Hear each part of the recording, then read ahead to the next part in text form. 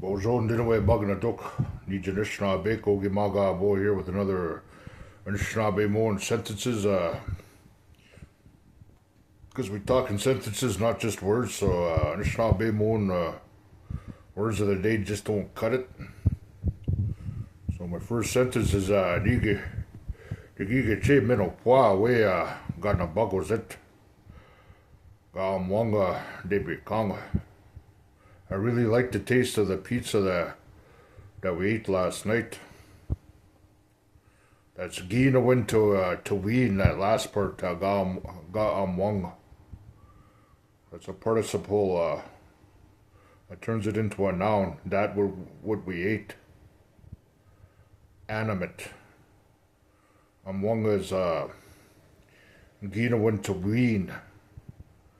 B form transitive animate. That just means that you're referring to an animate object in third person. Gonna buggles it. Because Bequajigun is animate in our language, so that's how come they refer to something flattened that's alive. That's what that means. Gonna buggles it. That which is flattened. And then the second way of saying it is an inanimate way, transitive inanimate. How they would say it in Minnesota or Shawananga down south. They would say, Nigigiche, Minopodani we, pizza. Gamiji inga, Debekanga. That's, Gina went referring to an inanimate object, a pizza. Because they phonetically said it in their way of saying pizza.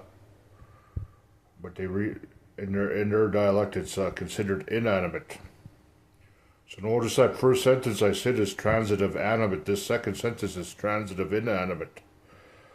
There always has to be an agreement to the genderization of our language, which is animate versus inanimate.